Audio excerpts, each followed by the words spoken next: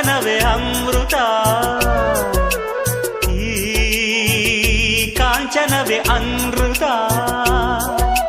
ಕಾಸಿಗೆ ಮನಸೋಲದ ಜ್ಞಾನಿಗೆ ಸುಖ ನಿತ್ಯ, ಕಾಸಿಗೆ ಸೆರೆಯಾದರೆ ಸಂಕಟ ನಿತ್ಯ ಸತ್ಯ.